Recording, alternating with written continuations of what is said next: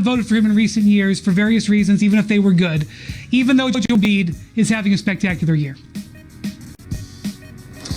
Rach, I need to know, now that I'm part of the media, how do I get my vote? I'm gonna get him to do a conference call with Tim Frank. We'll work it out. I need to get in here. I'm taking LeBron, and as Brian alluded to, he should have at least 5, 6, 7, maybe 8. And you can say the same thing about Kobe back in the day. He should add more MVPs. I think the league gets caught up sometimes in getting what's new, what's fresh. Obviously, Giannis being MVP, brings a different attention from overseas. But LeBron has been the best player for a long time. He should definitely have more under his belt. But this year, I just love that it seems like he's so at peace with his game, and his team understands what they have to do, lead the league in defensive efficiency, understanding this is a marathon, not a sprint. So not only are they going to be, is it their title to lose, I also think it's LeBron's MVP to lose well, because he's definitely, to me, in the front seat and should win it this year. Well, I would argue that it's not a matter of voters getting caught up with what's new or fresh. It's about the criteria for the award. And poor Brian has had to hear me say this for 5 years now. But, Matt, I have a new audience with you, so I'm just going to go into it just a little bit again. The direction is who has had the best regular season. And LeBron James at times, and look, last year, as Brian pointed out, Giannis had a historic regular season. And that is what the award has been for. It has not been for who's the best player in the NBA. And the league has played into this by not modernizing and updating its awards the way, frankly, every other major pro U.S. sports league has. They have updated their awards, they have added scoring awards, or they have added awards that recognize the statistical best season being separate from who is the best player. And so that is why we have ended up with LeBron James not winning more MVPs. Before him, Kobe Bryant not winning more MVPs. Frankly, Michael Jordan not winning more MVPs. And I think there has been a bit of a turn among fans and even among some writers, and Brian, I think you're alluding to this a little bit, of just saying, okay, maybe we're just going to start awarding this for who we all know who the best player in the NBA is in a given year. And right now you could make an argument for LeBron. People are making an argument for Kevin Durant resurging. That is different from who has the best statistical season this year. And it will be interesting to me to see how voters vote at the end of this year. Because as you point out, Matt, that disparity between who's the best player in the NBA versus who had the best stats, it seems like in some ways it's only grown since we have more stats.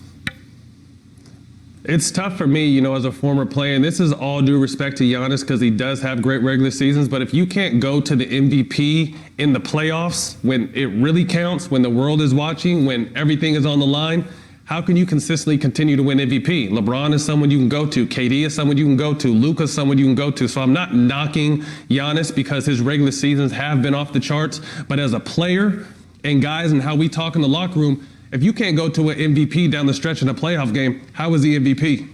Yep, absolutely. And again, that's with the way the league has set up voting. Voting is done at the end of the regular season. So you can't even make that judgment or have that conversation when you're doing an MVP vote because it's supposed to be for only the 6 months that preceded it. Nothing more, nothing less outside of that.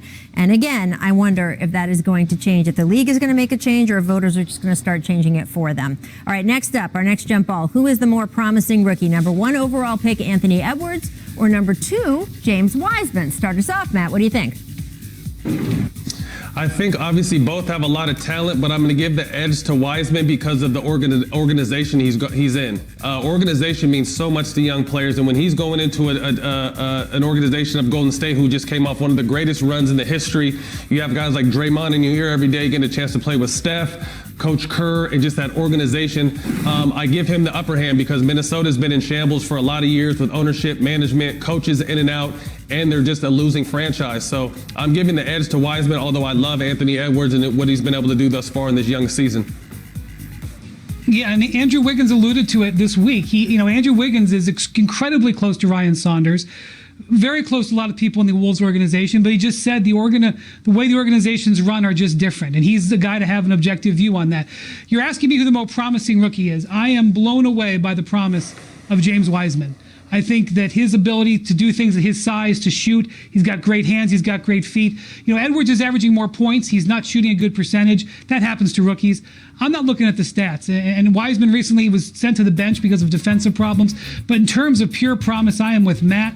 I think Wiseman has extraordinary amounts of that he can grow, and I love his skills for a big man. And your point about the franchise is good. It's not a knock on Minnesota. It's really not. It's talking about just how exceptional Golden State has been culturally for years, and there's ample evidence of it. And Matt, you were inside that organization, and this goes back to draft picks are not the same, just interchangeable by team. When teams trade draft picks, hey, we got a number, we got a number one in this year. It's this protected. Well, it depends on who that team is picking and then how they develop them, and so they can be more or less valuable, just depending on which team is holding them.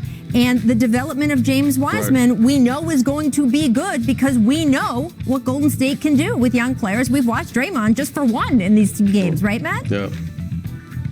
Yeah, I mean, I think Golden State struck gold in this situation because normally they're not a team that would be in the lottery, so normally lottery picks are teams that, are struggling. Sure. And sometimes those are some of the bottom franchises in the league, and guys don't really have a real good example to see next to them day in, day out. But like I said, Golden State had an off season last year after running a dynasty run, and now you plug in one of the most talented bigs we've seen in a long time with all the great vets around him, coaching staff and support system for organization.